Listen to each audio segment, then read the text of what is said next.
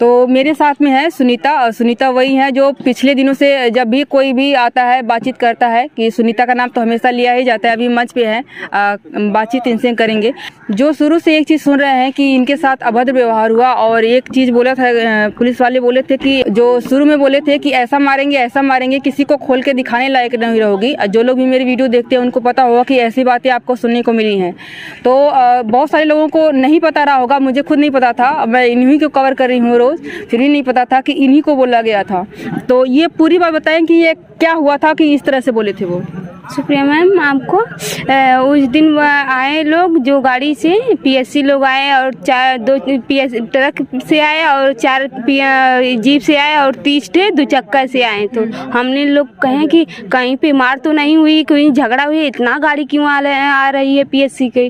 तो हमने पूछे, नेपाल और कानगो एसडीएम थे, उसमें एसओ भी थे, सब कोई थे। तो पूछे कि सर आप लोग क्या करने के लिए आए हैं। तो कह रहा है बेटा फसिल जिसकी अच्छी नहीं है उसको पैसा मिलेगा, तहसील पे आप लोग लेके चली आइएगा, पासबुक आधार कार्ड लेके चली आएगा, आप लोगों को पैसा मिलेगा। तो हमने बोला ठीक है पैसा मिलेगा, तो आप लोग फीता जंजीर क्यों लेके आए हैं। तो बोला इसी पे कि तुम पहले बताओ कि कौन सी कास्ट की हो। तो हमने बोला कि सीधे बोला हमने तो चमार हैं। तो बोला कि तुम चमार हो तो चमार की औलाद तुम क्या जानोगी। भी चला जाता है तो चमार की औलाद तुम हो क्या जानोगी, तुम तो खेलने खाने वाली लड़की हो, तुम तो घूमने वाली हो। ये बहुत गालियां देने लगा इसी पे हम लोगों को। चमार जाति सुनकर, चमार जाति सुनकर गालियां देने लगा। वो एसडीएम था, और कानगो नकपाल एसओ दरोगा थे वहाँ कंद्रापुर के, तो गालियां देने लगी हम लोगों को।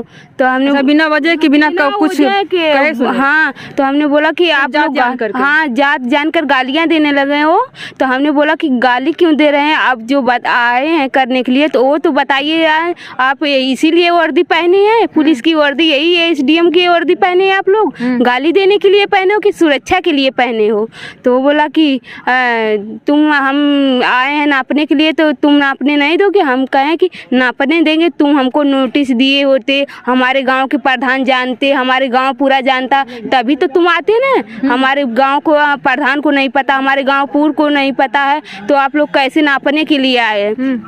इसीलिए हमारा भाई आया, छोटा एक बड़ा वाला आया, हमारे बूढ़े दादा जो धान में पानी भरा रहे थे, तो उनको भी बिना कसूर की मारने लगे।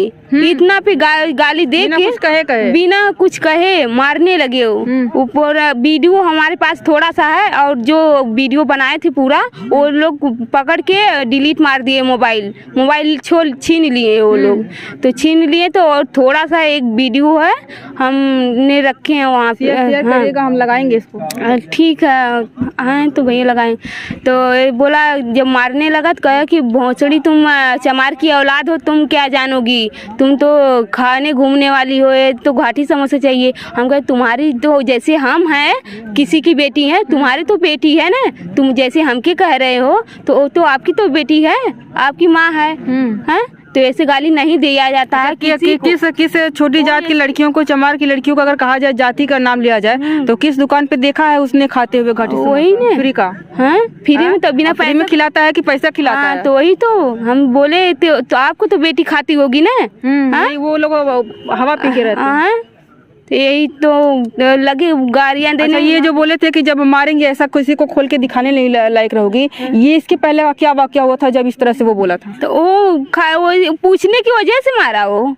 अच्छा, पूछने के कारण है कि मतलब कि ये जब हम पूछ रहे हैं कि क्या कर रहे हैं, पूछने के लिए कि क्या कर रहे हैं, क्या करने आए हैं आप लोग, तो कह रहे कि ऐसे मारेंगे तुम दिखाने लायक नहीं रहोगी। हाँ तुम तो चमार की औलाद हो। यही बहुत गालियां दी एसडीएम ने, एसओ दरोगा और नकपाल कानगो सब उसी थे उस टाइम। तो ये हमारे साथ ये मैम है, ये बहुत ही बड़ी राजनीतिज्ञ हैं, पढ़ भी रही हैं और समाज सुधारक भी है। ऐसे में आपको क्या कहना है, आप सारी बातें सुन रही हैं। नमस्कार मैम। कुल मिला के बात तो यही है कि सब पैसे का ही खेल होता है। सही बात है। अब उनके पास पावर है वो अपना पावर यूज़ कर रहे हैं, जो नीचे है उनको दबा रहे हैं। तो बस वही है, लेकिन वही है कि एकता है हमारे पास तो कोई भी पावर हमें नहीं दबा सकता है। तो कोई भी सोशल मूवमेंट स्टार्ट होती है वो अपनी इस एकता पे ही चल पाती है। तो बस यही है कि मेरा तो सारे ही गांव के लोगों से 17, जैसे कि मैम ने बताया कि 17 गांव की ज़मीनें गई हैं, तो मेरी बस यही उनसे दरख्वास्त है कि वो लगे रहें अपने इस काम में, वो पीछे ना हटे, बिकॉज एकता ही आपको आपका रास्ता दिला पाएगी। क्योंकि उनके पास पैसा है, उनके पास पावर है, उनके पास पुलिस का बल है, उनके पास लाठी का बल है, वो हर चीज़ यूज़ करेंगे। लेकिन हमें क्या करना है, हमें अपने इस फैसले पर टिके रहना है। जैसे कि टिकैत साहब ने बताया था कि हमें उनकी तरह फिर से हिंसा नहीं बढ़ानी है। वो अगर हम पे पत्थर मार रहे हैं तो हमें भी उन पे पत्थर नहीं मारना है, फिर तो वहीं लड़ाई झगड़ा करके बात वही रह जाएगी ना कुछ। अच्छा, ये चीज़ और है कि जो पुलिस वाले लड़के थे वो तो माला मेल है, उनका लगता है कि हम पुरुष हैं, हम कुछ भी कर सकते हैं। जो फीमेल पुलिस वाली थी वो भी अभद्र व्यवहार कर रही थी। क्या क्या किया था उन्होंने बताया? वो उसने लेडीज ने हमको पकड़, एसडीएम ने बोला कि इस लड़की को पकड़ के ले चलो, यही नहीं अपने दे रही है, इस लड़की को पकड़, हमको 3 बार धान में दौड़ा के हमको लोग पकड़ के खींच रहे थे एसडीएम ने। हाँ, जो लड़कियां लेडीज थी हमको 3 बार पकड़ के धान में दौड़ा के पकड़ रही थी। क्या कहेंगी मैम? ये बात तो सुन के सबसे ज्यादा बुरा लगता है। एक लड़की ये लड़की की दुश्मन बन एक रही है। लड़की लड़की की दुश्मन है, सही बात है। अब वही बात है कि एक सब देखिए ऊपर का होता है खेल, उनको ऑर्डर आया है ये ऐसे करो, उनके ऊपर से ऐसा ऑर्डर आया कि ऐसा करो। ऑर्डर आया होगा कि आप सर्वे जाकर करें, इस तरह का थोड़ी आया होगा। भी तो चीज होती है ना कि आप औरत हो चाहे आदमी हो, किसी के भी साथ गलत करना गलत है। आदमी गलत कर रहा है गलत है, औरत गलत कर रही है गलत है। इसमें हम आदमी गलत कर रहा है उसको तो हम जस्टिफाई नहीं कर सकते कि चलो वो कर सकता है और औरतें नहीं कर सकती, कोई भी गलत नहीं कर सकता है। अब यही बात है, ये शर्मनाक, हम इंसानियत की हार समझते हैं ऐसी घटनाओं को देख के, तो हम है ना, वही बात है। लेकिन हमें बस अपने काम पे अडिग रहना है, हमें जो एकता बनी हुई है उसको और बढ़ाना है, उसको रोकना नहीं। बिल्कुल बिल्कुल। और हमारे साथ भाई बैठे हैं, ये सारा मंजर जो है वो सुन रहे हैं, थोड़ा साइड हो जाइए, सुन रहे हैं कि ये पुरुष पुलिस उनके पास सिर्फ वर्दी है और आप भी एक पुरुष हैं। ये स्त्रियों को, लड़कियों को देख करके मतलब कि पुरुषों के मन में ऐसा क्या भाव जागता है कि वो गाली गलौज या फिर अभद्र व्यवहार पर उतर जाते हैं, चाहे कोई नॉर्मल पुरुष हो या फिर उनके पास वर्दी ही क्यों ना हो? देखिए, ये बेहद ही शर्मनाक है जिस तरीके से वाकया बहन बता रही थी कि इस तरीके की बातें एसडीएम साहब, पुलिस कर्मचारी, ये सब पढ़े लिखे लोग कह रहे हैं। इन लोगों को ट्रेनिंग दी जाती है कि पब्लिक से कैसे डील करना है, लोगों से कैसे बातचीत करनी है। तो इसको मैं सत्ता का गुरूर समझूंगा कि इस तरीके की भाषा महिलाओं के साथ में वो बरतते हैं और एक तरीके का नशा है उनको ये सब करने का, पावर का। उनको पता है, क्योंकि अगर मान लीजिए कार्रवाई भी उनके ऊपर हुई तो उनके जो राजनेता हैं उनको आसानी से बचा लेंगे, क्योंकि उनका ही ऑर्डर था। तो इस सत्ता के नशे में वो ऐसी भाषा और ऐसे क्रूर जो शब्द यूज़ करते हैं, इस्तेमाल करते हैं, लोगों का उन पे से विश्वास उठता है। हम गांव में जो लोग रहते हैं उनका बहुत विश्वास होता है ऐसे उच्च पदों पर बैठे हुए लोगों के, हम उनको साहब बोलते हैं। बिल्कुल बिल्कुल। ये जो यहाँ पर इतना होने के बावजूद भी ये जो इतना पब्लिक जुट रही है उसकी सुरक्षा के लिए पुलिस वाले ही बुलाए जा रहे हैं। इतना लोग रिस्पेक्ट करते हैं कि इतना करने के बावजूद भी उनको हम बुला रहे हैं कि आप हमारे जो है कि इसको आकर के फिर से सुधारिए। देखिए, ये तो वही बात होगी कि अब रक्षक ही हमारे भक्षक बन गए। हाँ, सही कहा आपने। और जिन लोगों पर लोग इतना विश्वास जताते हैं, और ये सब गांव से ही निकले हुए लोग हैं, बिल्कुल सत्ता में नशे में अब ये अपने ही लोगों को नहीं देख पा रहे और उनके ऊपर ऐसी भाषा और ऐसे, आप बताइए, रात के अंधेरी में ये लोग घुसपैठियों की तरह घुसते हैं। 12 बजे, 12 तारीख को रात में, उसी दिन में उसी रात में आए, 1 बजे रात में आए। आप किसी भी सरकारी दफ्तर में जाते हैं, आपका सुनिश्चित होता है कि दिन में कार्रवाई होती है, दिन में काम करने के लिए जाते हैं। वैसे आप बैंकों में जाएंगे तो 2 बजे आपको भगा देंगे, लेकिन इनको अगर गैर कानूनी, कानून में रहने वाले लोग ही गैर कानूनी काम कर रहे हैं। वो हर तरीके से गंदी भाषा से, गंदे बर्ताव से चाहते हैं कि किसान मजदूर डर कर बैठ जाएं और अपनी ये जो लड़ाई है इसको छोड़ दें। लेकिन ये सबसे बड़ा वहम है।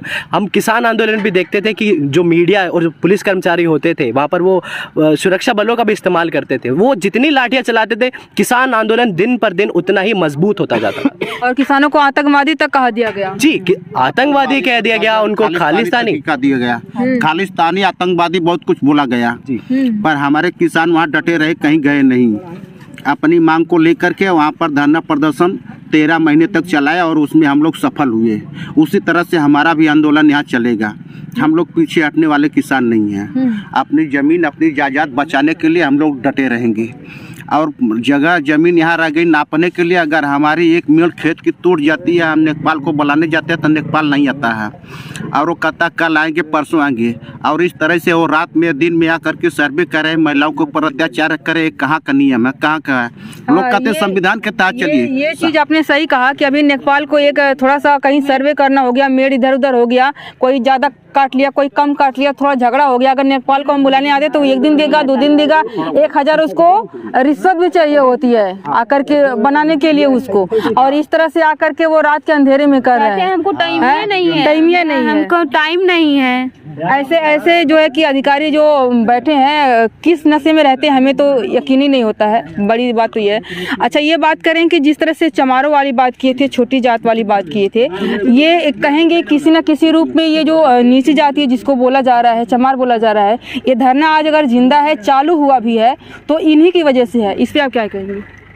इसी पे हम कहना चाहते हैं यही है कि हमारा जो है हम धरती माँ को नहीं देना चाहते हैं। हमारी ज़मीन है, बाप दादे से है, पुरखी पुरानिया से, कितना साल हमारे बाप दादे के उठुआ से है, तो क्यों नहीं है वो मोदी जी और योगी जी हवाई अड्डा बनवाना चाहते हैं, तो क्यों अपने पास बनवाना चाहिए? गुजरात में बनवा लें, योगी जी गोरखपुर में डबल बनवा लें, तो बनवाना चाहिए ना उनको, इंटरनेशनल कर लें। हाँ, उनको इंटरनेशनल कर लेना चाहिए।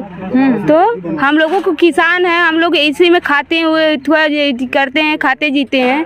अगर कितना भी महंगाई आ जाए, खाने के लाले नहीं पड़ेंगे। अच्छा, ये जो छोटी जाति का कर की संबोधन किया जा रहा है, कहा जा रहा है कि ये छोटी जाति है, छोटी जाति है, और एक तरीके से हम कहेंगे कि ये जो आज आंदोलन जिंदा है इस रूप में है, इन्हीं छोटी जातियों के कारण भी है। आप क्या कहेंगी मैम? मैम, बात वही है कि देखिए, अगर आप रिकॉर्ड पे जाएंगे तो आप यही देखेंगे कि जो सत्ता में है वो सारे ऊंची जाति वाले हैं, है ना? तो उन्हें वही हैं, वो ऊंची जाति वाले हैं, तो उन्हें अब पावर भी है और उनके पास अब वो इसी चीज़ को सही मानते हैं कि ऐसा इसको इस तरीके से बोल के दबा दें, इसको इस तरीके से नीचा दिखा के, इसको पतन करके, इनको यहीं पे ख़त्म करके कर दे। बिकॉज उन्हें पता है हम पावर में हैं, हम रहेंगे आगे भी पावर में, हमारे बच्चे आगे रहेंगे पावर में। उनको ये है कि ये जो माइनॉरिटी है इसको हम आगे ही नहीं बढ़ने देंगे, उसको हम अभी से ही दबाते चले जाएंगे और दबाते ही खत्म ही कर देंगे, पूरा खत्म ही कर देंगे। बेहद निंदनीय है ऐसी जाति सूचक शब्दावली का प्रयोग करना, और ऐसे ऊंचे पदों में बैठने वाले लोग, ये वही दिखाता है कि हम कहते हैं कि राजा का बेटा राजा ही बनेगा। साहब, वो दौर चला गया है। हम बाबा साहब अम्बेडकर के दिए हुए संविधान में अपनी मान्यता रखते हैं, और उस संविधान ने हमें हक दिया है कि हम अपनी पढ़ाई लिखाई से, अपने जज्बे से उन ऊंचे पदों पर पहुंच सकते हैं। तो अगर प्रशासन ऐसे सवर्णों वाली अपनी सोच रख के कि अगर जैसे जाति सूचक शब्द बहन बता रही हैं ऐसे शब्द बरतता है, तो उनको बिल्कुल वहम में नहीं रहना चाहिए। ये देश कृषि प्रधान, मजदूर प्रधान और ओबीसीज और SC/STs का देश है साहब। यहाँ पे बहुसंख्यक लोग हम उसी बिरादरी से आते हैं, तो हम लोग कोई दबकर या आपसे डर कर बैठने वालों में से नहीं है। हम अपना हक लेना जानते हैं, और पढ़ाई लिखाई से अम्बेडकर के संविधान में हमारा हक दिया जाएगा।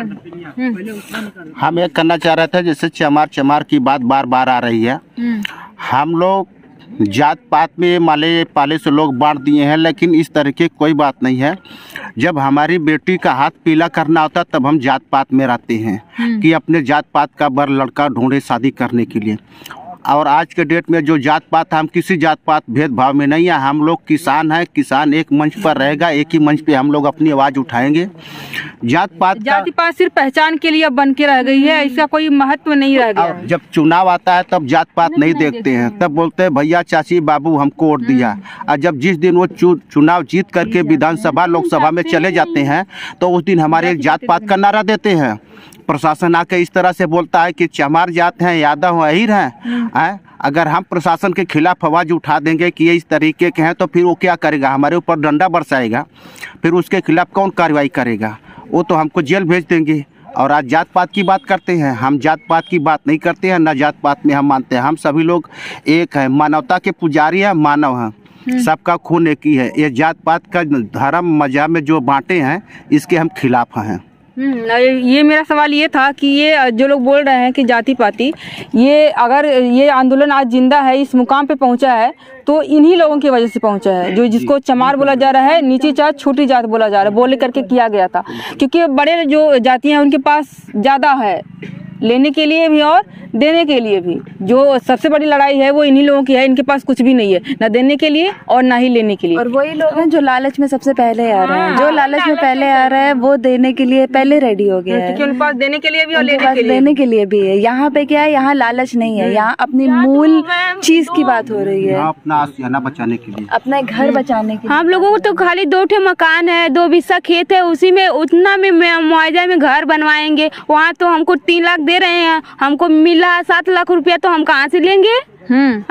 7 लाख में जमीन मिल रही है, हमको 3 लाख रुपया मिल रहा है, तो हम वो बताइए 1 बिस्सा 2 बिस्सा जिसके पास खेत हो और घर भी घास फूस का हो, वो हम मुआवजे की बातें ही नहीं है हमारे यहाँ। हमारे 2 ठो मकान है, 2 बिस्सा खेत है, उसी में हम कमाते हैं खाते हैं, उसी में बताइए हमारे 2 ठे भाई हैं, 2-3 बहन हम लोग हैं और माँ बाप हैं। बताइए उसी में हमको जिलाते पिलाते हैं, खिलाते हैं, पढ़ाते हैं। बताइए उसी में शादी ब्याह, ये लोग मुआवजा की हम लोगों की बात ही नहीं है। जब देंगे नहीं, जमीनी नहीं देंगे, जब जमीनी हम देने की तैयारी नहीं तो मुआवजे की बात ही नहीं आती, हमको मुआवजे की बात ही नहीं है, जमीनी नहीं देंगे। अगर कंप्रोमाइज करने के लिए होते कि हम अच्छा ठीक दे देंगे, थोड़ा बढ़ा दीजिए, तब मुआवजे की बात करते। हम देंगे ही नहीं तो मुआवजे की बात ही खत्म हो गई, चाहे करोड़ों। मुआवजे की बात ही नहीं है, हम अपना आशियाना नहीं छोड़ना चाहते हैं। वो अपना हवाई जो अड्डा बनवा रहे हैं, मोदी जी कह रहे हैं हम विकास करें, विनाश करके विकास करें। विकास करना है तो भैया देखिए प्राइमरी स्कूल है, इसमें एक पंखा ये भी नहीं। प्राइमरी स्कूल की बात करी आपने, तो एक सवाल मेरा हमेशा शिक्षा को लेकर के रहता है कि जिसके चाहे छोटी जाति हो चाहे बड़ी जाति हो, जिसके पास भी थोड़ा सा पैसा आया, थोड़ा सा मतलब प्राइवेट सरकारी कुछ भी कैसा भी हो आया, वो अपने बच्चों को प्राइवेट में भेज देता है। चाहे वो प्राइवेट का छात्र जो है कि टीन का ही भले ना हो, सरकारी में नहीं भेजना चाहता, और सारे लोग सरकारी टीचर बनना चाहते हैं। तो ये सरकार शिक्षा में तो कर ही रही है, और हम नहीं कर रही है। विश्वविद्यालयों में सरकारों शिक्षा में जो लोग टीचर बनना चाहते हैं, लेकिन स्कूलों में अपने बच्चे को सरकारी स्कूलों में नहीं पढ़ाना चाहते। और सरकारी स्कूल क्योंकि लोग ये सोचते हैं, जो अगल बगल जाते हैं पढ़ाते लिखाते हैं, वो यही सोचते हैं कि यहाँ पर पढ़ाई नहीं होती है। क्यों नहीं होती? ये जो प्राइवेट स्कूल में पढ़ाते हैं वो लोग तो क्वालिफाइड भी नहीं होते हैं। ये लोग तो प्राइवेट स्कूल में जो लोग होते हैं क्वालिफाइड नहीं होते हैं, कहीं भी होती है सरकारी डिग्री मांगी जाती है। और प्राइवेट में जो है कि मतलब कायदे से अच्छी तरह के लोग ध्यान देते हैं, किसी का बच्चा बाहर नहीं जाता है, और जो है कि अंदर वो मतलब सुरक्षित रहता है। और यहाँ पर जो है कि टीचर आते हैं, कभी 2 टीचर आते हैं तो 1 टीचर नहीं आता है, 1 टीचर आता है 2 टीचर नहीं आते, अधिकारी आते हैं 20 से आते हैं, घूम घाम कर चले जाते हैं, देखते हैं यहाँ कम नहीं टीचर है। और यहाँ पर रह गया सवाल प्राइवेट सरकारी में भेजने के लिए, तो वो इसलिए नहीं भेजते हैं, कुछ सोचते हैं जबकि ये सुपर टेट निकाल करके क्वालिफाइड करके जाते हैं। और जो है कि वहाँ पर पढ़ाई इसीलिए नहीं होती कि लोग अपने बच्चों को मरमाना घर जाना छोड़ देते हैं। गरीब तबके के बच्चे जाते हैं, अमीर घर के बच्चे प्राइवेट में ही जाते हैं, क्योंकि वहाँ सुरक्षा रहता है। और यहाँ अगर सुरक्षा रहता तो सारे लोग जो है कि सरकारी कॉलेज में प्राथमिक विद्यालय में भेजते हैं और पढ़ते हैं। हाँ, इसका जीता जागता उदाहरण है अरविंद केजरीवाल का जो दिल्ली के सरकारी स्कूल है। नहीं बिल्कुल, और ये सही कहा आपने कि जो सरकारी स्कूलों की ये स्थिति है, ये मात्र यही कारण है कि लोग जो है कि उस पर ध्यान नहीं देते, रख रखाव नहीं करते। सही कहा ना? ये सभी चीज का निजीकरण करना चाह रहे हैं, अगर आप इसको ध्यान से देख रही हो, विश्वविद्यालयों का, और आप सरकारी नौकरियों की भी इसमें बात कर सकते हैं। जो टीचर अब लग रहे हैं वो सारे कॉन्ट्रैक्ट्स पे लग रहे हैं, किसी की परमानेंट उसकी नौकरी नहीं लग रही है। तो आप 7-8 हज़ार रुपए दे करके किसी एक शिक्षक से समझ रहे हैं कि वो 4-5 क्लासेस संभालें, और फिर आप समझ सकते हैं कि उसमें कितनी उनकी रिसोर्सेज की कमी है। बच्चों पर ध्यान देना तो भूल ही जाइए, वो सब अपने कर्मचारी जो काम होते हैं वो उसी में उलझ कर रह जाते हैं। तो ये सरकार का बहुत ही सुनियोजित तरीके से कि मजदूर किसान पढ़ ना ले, क्योंकि अगर वो पढ़ लिख लेगा तो वो सवाल पूछने लगेगा, और अगर उसने शिक्षा रोजगार का सवाल पूछ लिया, अपने जमीन खेत मकान का सवाल पूछ लिया, तो सरकार के लिए दिक्कत हो जाएगी। इसलिए वो हमें बांटने की कोशिश करते हैं, धर्म में, जाति में, ऐसी टुकड़ियों में जिनमें हमें बांट कर रखना आसान हो, और ताकि वो चुनाव पर हमारा बेहतर इस्तेमाल कर पाए, ताकि हम जो मूलभूत चीजें हैं उन पर हमारा कभी ध्यान ही ना जाए। तो ये सरकार का बहुत ही सुनियोजित तरीका है कि इनसे इनकी शिक्षा छीन लो, इनसे इनकी जमीन छीन लो, इनको एक तरीके से ऐसे विवश कर दो कि ये धर्म में ही बढ़ जाए और इनके अलावा कुछ दिखे ही नहीं। लड़ते रह जाए, इनके दिमाग में सोचने की क्षमता ना रहे, ये हमारे दास बन जाए हीन भावना से। तो इस तरीके का देश के बहुसंख्यक लोगों पर प्रहार ये बहुत ही निंदनीय है, बहुत ही शर्मनाक है। और सरकार ये समझती होगी कि हम सब बेवकूफ़ हैं, इनकी ये शातिर चाल को नहीं समझ पाएंगे तो वो गलत है।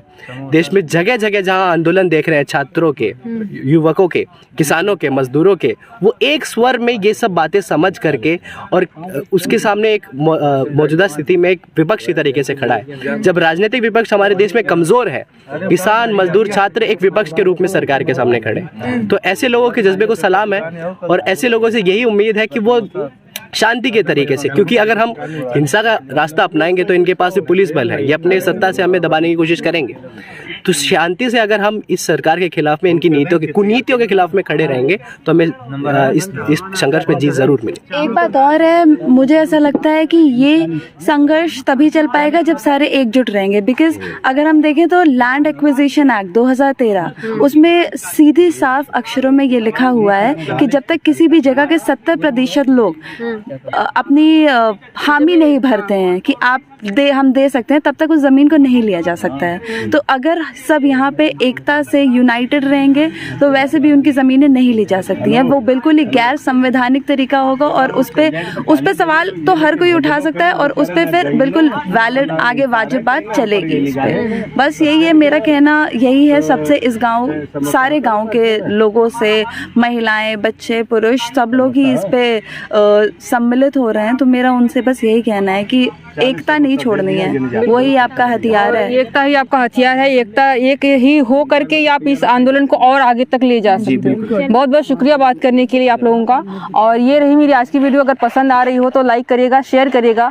और कमेंट करके बताइएगा कि जो यहाँ पर निष्कर्ष निकला है, लोगों ने बताया, अपनी अपनी राय रखी है, इस पर आपको क्या कहना है। और अगर आप मेरे चैनल पर नए हैं तो प्लीज़ सब्सक्राइब कर लीजिएगा। वीडियो देखने के लिए बहुत बहुत शुक्रिया।